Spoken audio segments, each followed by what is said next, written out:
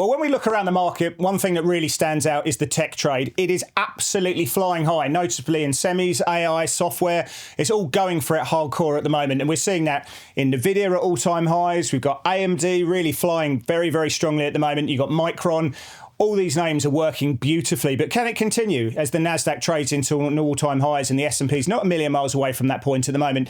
We go into FX, so we take a deep dive into that, specifically around the euro and the US dollar, where the US dollar at the moment really can't find a friend. We've just seen an article out from the Wall Street Journal talking about Trump looking at potentially calling an early nomination for Jay Powell's replacement in May next year, and that's causing the US dollar to find even more sellers, euro dollar breaking out, cable breaking out. We look at those factors as well.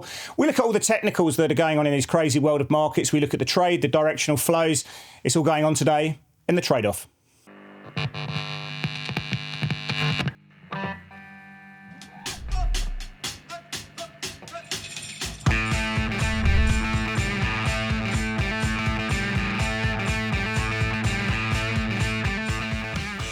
Well, hi, I'm Chris Weston, Head of Research here at Pepperstone, and we're joined in 2 seconds by Blake Morrow from Forex Analytics. And as always, we will be discussing the technical setups, the charts, the movers and shakers, the news that is front of mind and where we like markets going in the short term.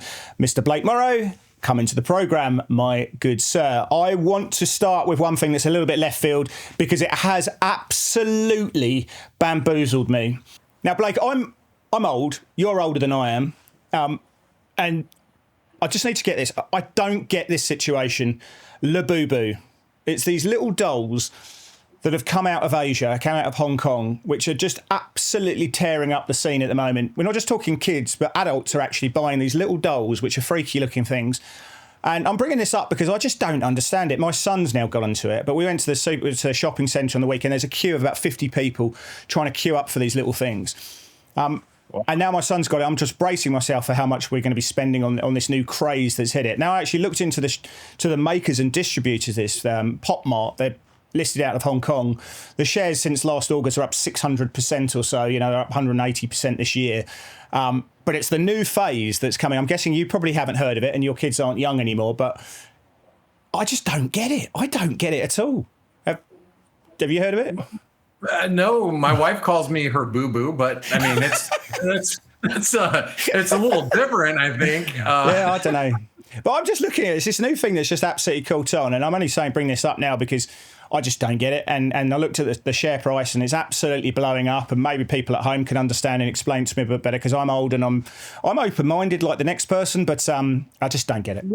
Well, okay, the same thing could be said about Beanie Babies, you know, or maybe some of those like obscure Lego, you know, the rare ones. So I'm assuming that these are limited. Yeah, I don't know. I think it's one of those things you get it in a packet, you don't know what you're getting, and then you swap it, and people feel this rush of dopamine as they open it up, and yeah, we'll see. But yeah, it's one of those things that the share price keeps going up. At some stage, that trend will be over, and I think Pop Mart will probably end up getting Bitcoin on its balance sheet, or coin itself as an AI play longer term, and they'll keep the share price going up. But just brought it up. Maybe people at home can explain what the hell's going on because it's just I don't get it. Short the world, short children.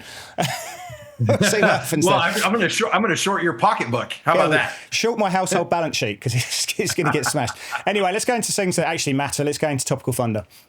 Sounds good.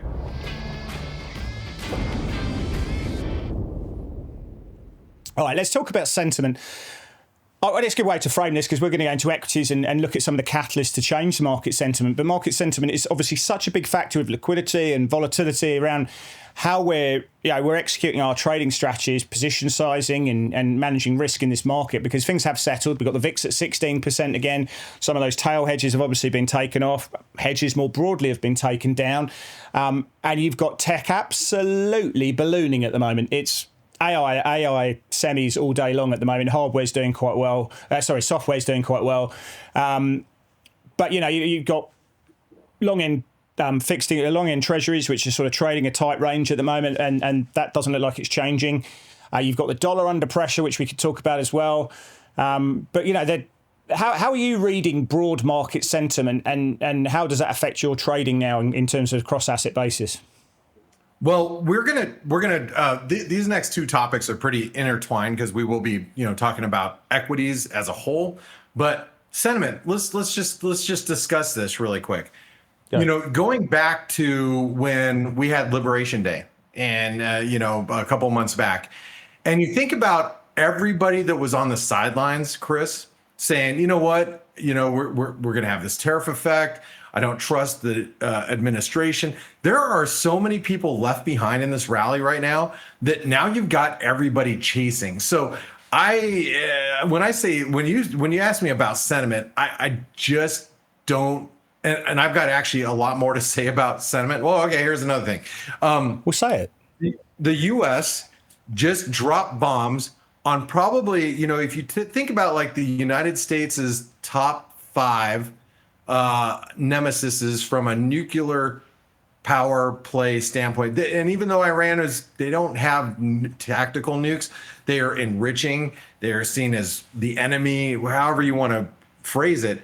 We literally dropped bombs on their soil, and the markets, they came off maybe 0.75%, maybe 1.5%. I don't know what it was on a percentage basis. And then here we are ripping. I mean, this is FOMO at its finest. Do you love the saying goes, sell to the sound of trumpets. No pun there. Sell to the sound of trumpets, buy to the sound of cannons is the saying. And maybe those cannons. But yeah, I mean, look, equities is these sort of the conflicts, geopolitical, never really has ever been more than a 2 or 3 day affair. It's all about, for me, this is all about, that was all about the supply issues coming through and whether supply was going to get impacted, and clearly that hasn't happened. So the market's moved on and moved on pretty well, I think. And I want to talk about one other thing that you were mentioning. You were talking about, Warsh, Hassett, and Besant potentially as, front runners to replace Fed Chair Powell.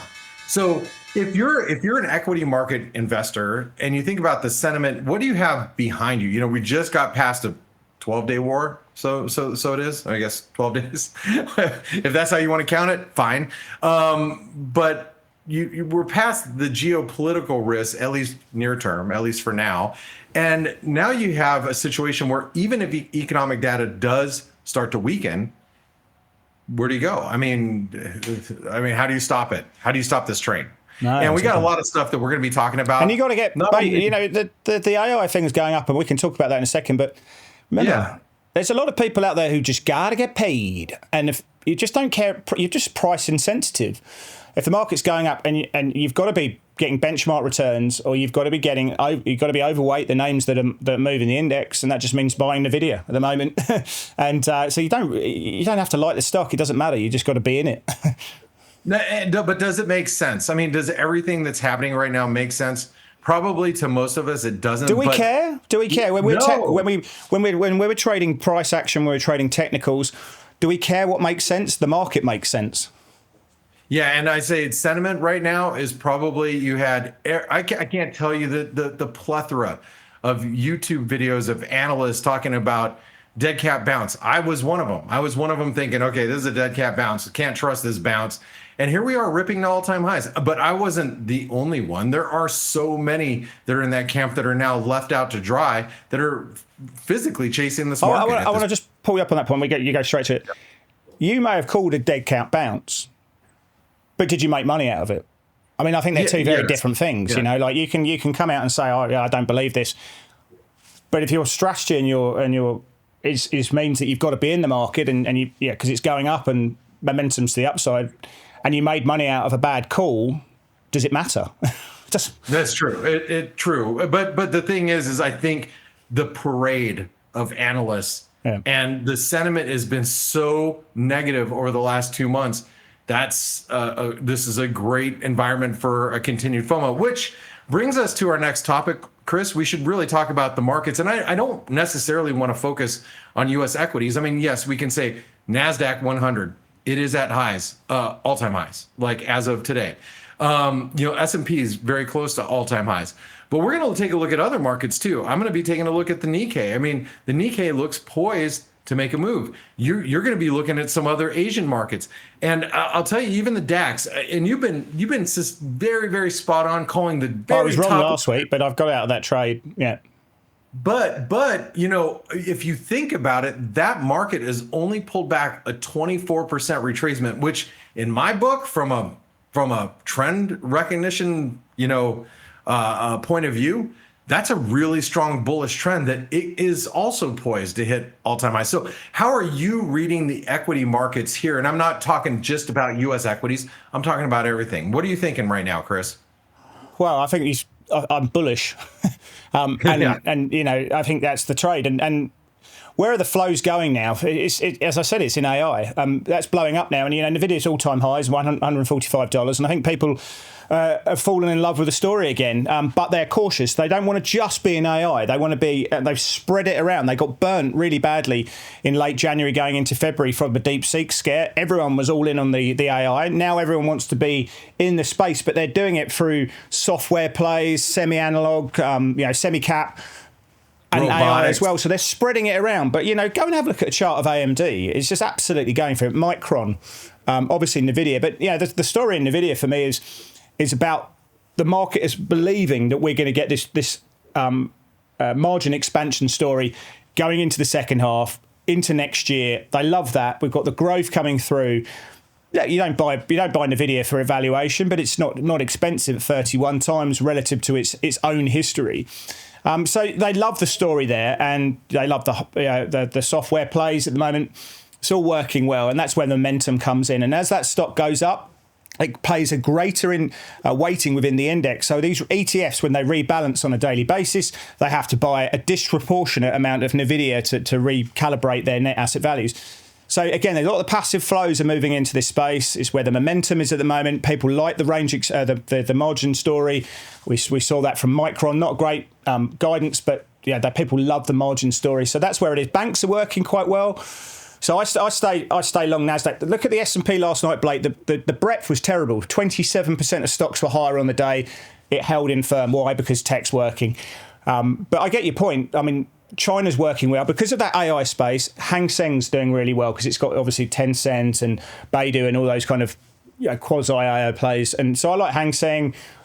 You talk about the Nikkei and the CN50 as well in China's looking pretty good. So it's difficult to say, but I think everything looks pretty good at the moment.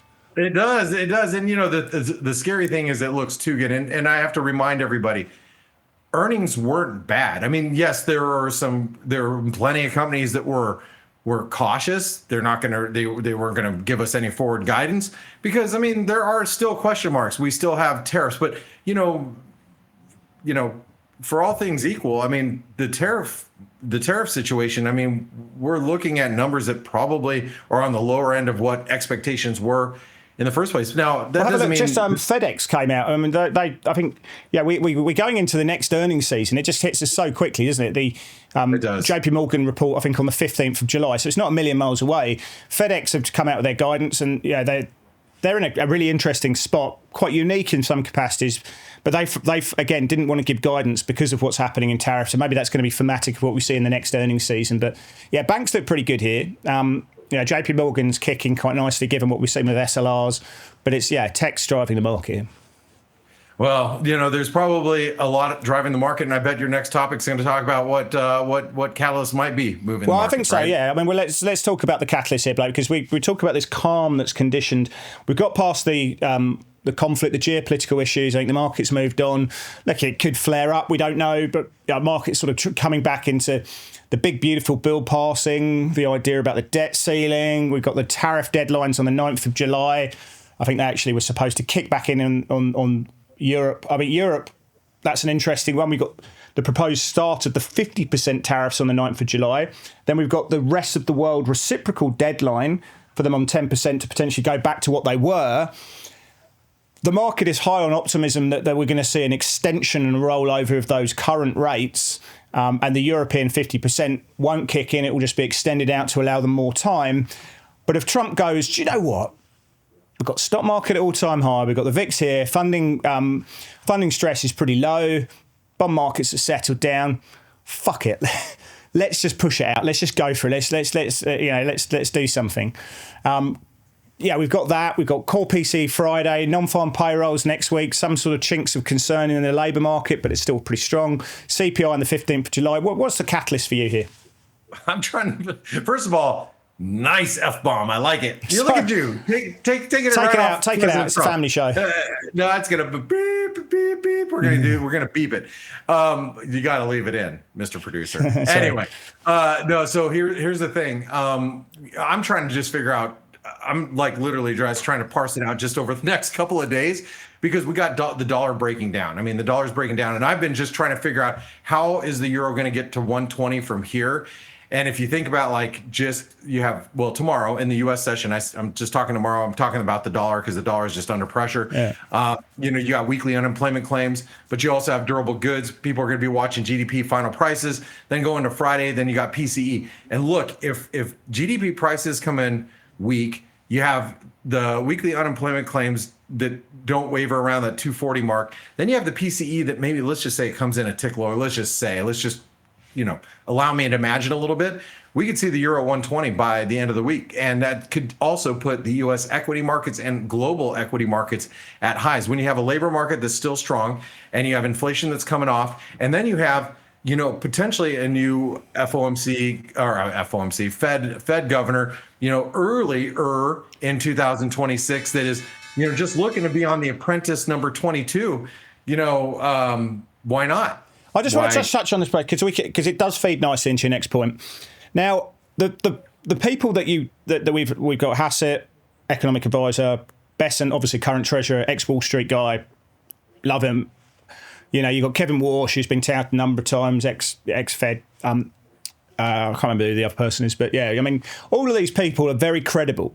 But so you've got that situation that the lineup of potential candidates for the next Fed chair in May next year are all very, very, very market-friendly people. But if Trump's going to put that person in, he's going to want that person to be his puppet. They need to be, ultra dovish. They need to, have a view that rates are coming down. That's a loss of Fed, a quasi loss of Fed independence. Now, potentially by naming that candidate early, you get this kind of shadow Fed chair, which undermines Jay Powell, which again just moves, people go, we need a completely independent Fed. And again, that just accelerates the notion that you need to migrate capital out of US exposures and into euro, into wherever, Swiss francs. And so that's an interest. So great candidates, but Trump doing this early and undermining Powell just accelerates the need to migrate your capital into other jurisdictions. Yeah, it certainly does, Chris. And so, you know what, that brings us to the next point. Let's talk about the dollar. And, that announcement just came out as we were preparing. We've already prepared our second week in a row, big news coming out. What's that? Second week in a row, big news has come out, right? I know. And it's like, and it's putting the dollar on its back heels and the dollar looks weak as it is. And like I said, I was just mapping out in my mind over the next couple of days what could really drive the dollar lower. And, it's obviously getting put out for us right now. And it's all very market friendly. The dollar is just looking extremely weak. And like I said earlier, we being the United States, we dropped bombs on Iran, on their soil. And the dollar couldn't catch a bid. The euro, we talked about come to Papa Don. It was the trade. It was my play of the day last week for my buddy that just had his grandson. Literally, the euro dropped just to that level, maybe a couple pips above it, and then took off. We went from 114. That's as far as we got with the dollar. The euro went from 115 to 114 and change, not even like 80 pip drop. And here we are at the time of recording at 116.60 1 week later. Look at how weak that is. Even the yen is strengthening. We're even seeing the Aussie, your Aussie, that's looking perky, that could actually break out above 66 cents. I mean, what do you do with this dollar right here, Chris? I just don't know how it stops. Well, I think, sell rallies, but otherwise, for me, like the path of least resistance right now is it's down. It is literally that kid, the ugly kid in the playground trying to find a friend and no one will speak to him. And that's really kind of what you're seeing as a metaphor. It's just that the investment case is only really hinges on positioning. That's the only reason you get a short squeeze and you sell into it. That's the only thing that concerns me is just how rich the positioning is from real money. Retail are trying to buy the US dollar here as a counter, thinking it's underloved. But right now, for me, there's this massive migration. You've got potential Fed credibility being undermined. I mean, you could just go and look at the rates market and see what's being priced in SOFR, for the time of Jay Powell's tenure ends in May. From that moment, rate cuts are being priced in. So people are just saying whoever comes in is going to be cutting rates straight away. And so that's the big issue. If we were to see, you've got core PC inflation coming out on Friday, right? Put it this way.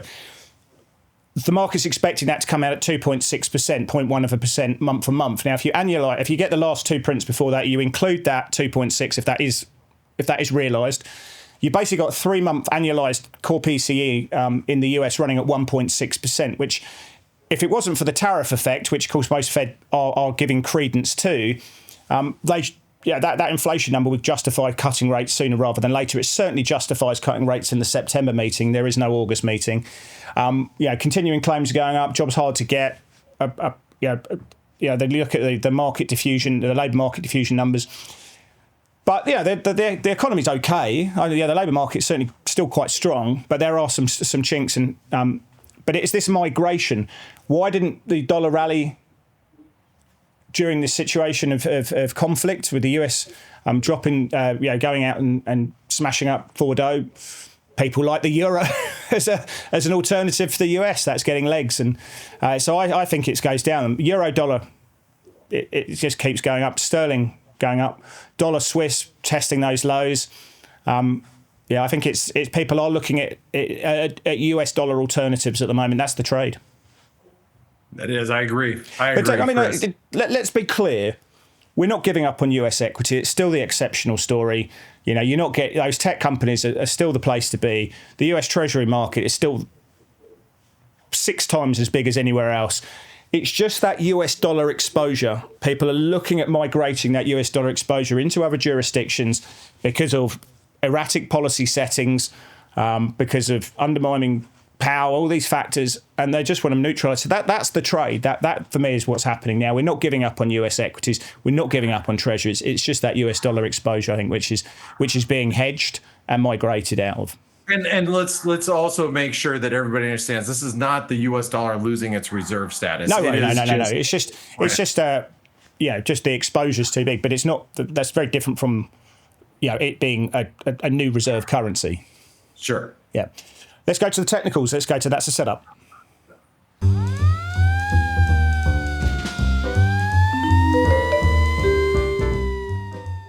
Well, I think some of the gold bugs out there and some of the Bitcoin maxis would probably disagree with us on the reserve status. But if we were back in 20 years' time, I'm happy to take that bet for now. Anyway, let's have a look at Euro Yen right now. And that's not to say I'm not bullish about Bitcoin. I'm a bull. But let's have a look at this Euro Yen chart, because Euro dollar one is obviously getting the lion's share. It's it's probably the biggest holding from open positions from clients at the moment, and rightly so. It's the highest level, so I think since 2002. We're getting into the top end of 116, but Euro Yen's been working well. Yen has been under pressure during the conflict, not because the yen isn't a safe haven. Of course it is, but because it's so dependent on energy imports. As the price of Brent was going up to $80 or so, the yen was weakening from that terms of trade issue. But look at this Euro Yen right now. Euro sterling's been working. Euro Noki, Euro pretty much everything. So there has been a broad euro appreciation, but right now this Euro Yen is one that the trend followers are in there. Look at the way it's holding the short-term EMA.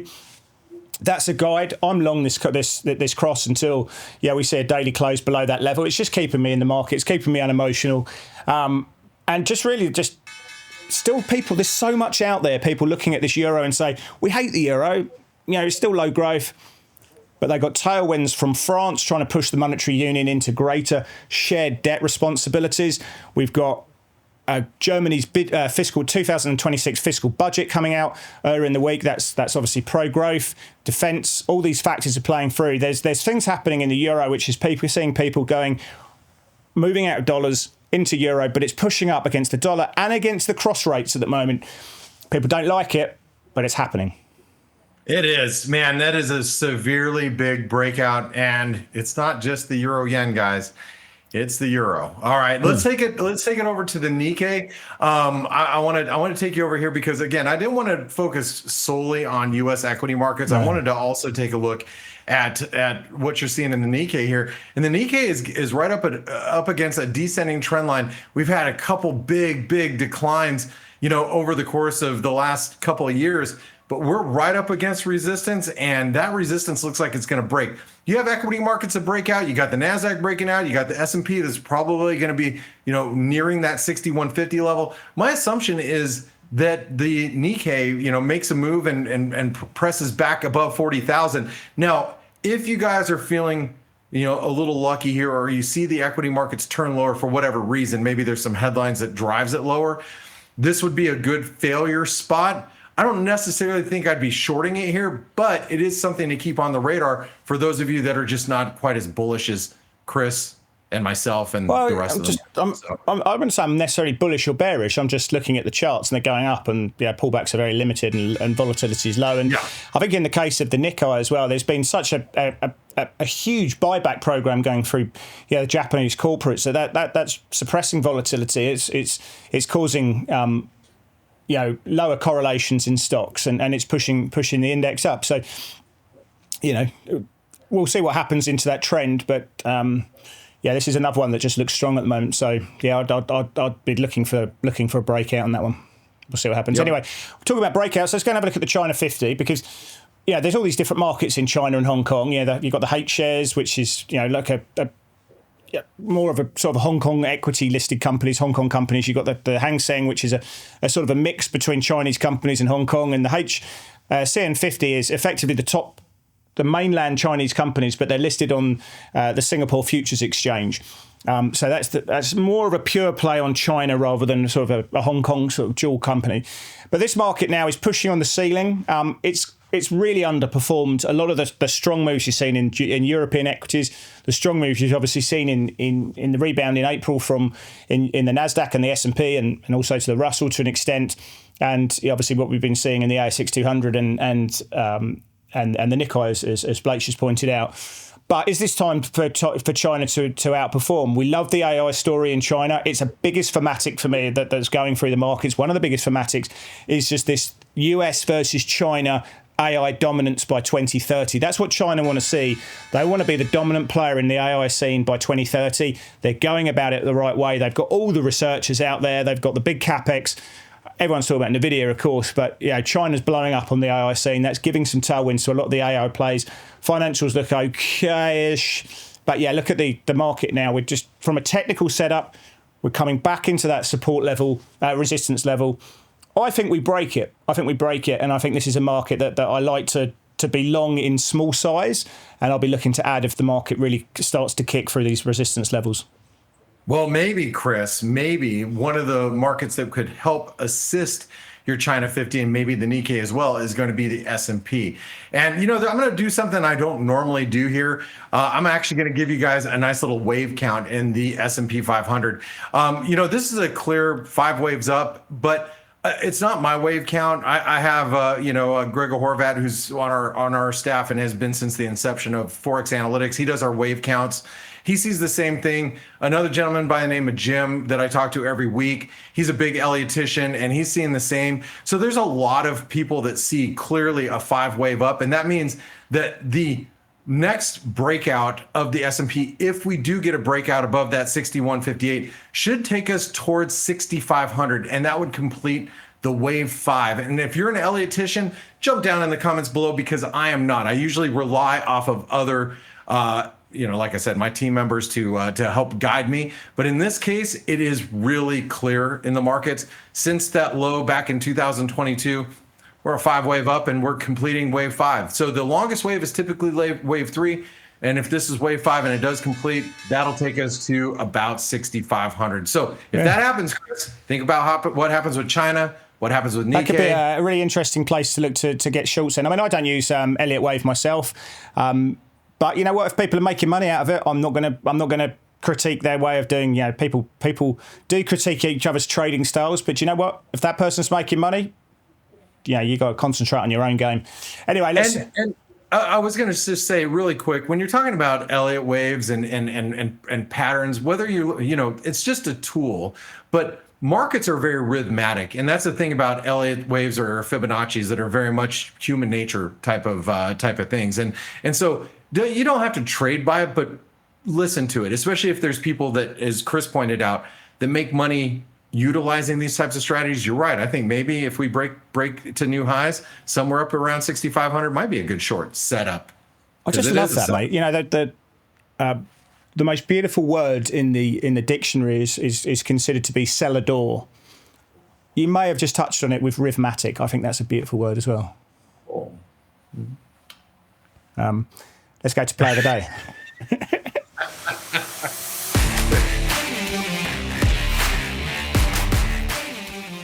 Right, I'm going to go for semis. So let's go for the SOXX.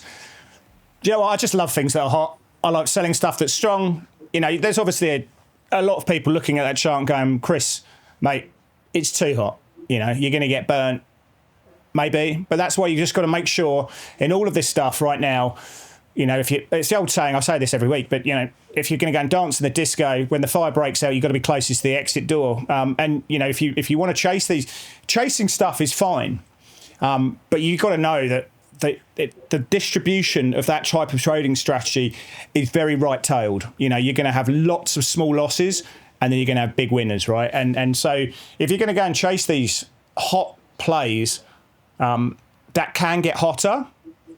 You know, you just got to do it. You've got to do it in small size, and you've got to do it, and you've got to get out of the trade quickly if the market starts, you know, liquidating some of those positions. That's just the way things work in these really hot markets. But a lot of people look at that chart and go, you want to be short. I look at that chart and say, I either want to buy pullbacks back into the former breakout level, which you can see on that black horizontal line to the right, or just trade it now and just hope this continues to kick. But I wouldn't be looking to go short, even though the RSIs are high, people are loving this. But the capital flows to what's strong. And as I say, there's all these different things that are going on in this crazy world of market, which it just doesn't make sense. And it's opaque. Passive flows, ETF rebalancing, CTAs chasing. It's all happening at the moment in the AI plays. NVIDIA don't report until the end of August. And, you know, big names like AMD and you know, a lot of the hot spaces are going to do it before. And look, there are risks. People are still concerned that we could get another DeepSeek issue. People are going to be concerned about what happens with export controls of, you know, we actually find some situations. But look at that. For me, right now, this really just shows you the momentum that we're seeing. And I'd probably look at AMD or Micron over a NVIDIA because that's so strong at the moment. But yeah, that's where, and Super Micro looks like it might want to break out as well. But yeah, I'd be looking to, I'd certainly put a gun to my head, Blake. I'll be long rather than short these plays. I know there's a lot of people who are going to disagree with me. But yeah, I think this can get stronger. Oh, Chris, I got a semi. Wait, what? Hold on. That's all right. Let's move along right now. I think you're in the doghouse more than me with my F-bomb. All right, I want to take it to the Sterling. The Sterling, Mr. Michael Brown. Michael Brown. One and only. The Sterling, go on. All right, I'm feeling a little dirty right now being long Sterling because it's so hated. It's so hated, yet so underloved, yet I'm buying it. And the reason why I'm buying it, you see you got a little false breakdown below the breakout point, and it shook a lot of people out. And I'll tell you, I was a little concerned with Sterling that it wasn't breaking out. And, you know, so I wasn't surprised when it dipped. But, man, when I got up today, I had a semi. It got bullish. And we're at the 127% extension. And it looks like it can also from here, make a run to 138. 137.50 is going to be the first level resistance. 138 looks like the ultimate confluence of Fibonacci extensions, and that looks like a level that I think is going to be where we're going to find some resistance. So, you know, I do feel a little dirty today, Chris. Yeah, I think it's one of those things. Buying the pound. Again, if you don't know what you're buying, you just look at the price and aggregate what the market's telling you. It looks good. But yeah, you go out and get Michael Brown telling you about what's actually happening in the UK and you buy the pound. It's one of those things where you sort of sit there at the end of the day and you chastise, you beat yourself because it just doesn't feel right. It just feels awful.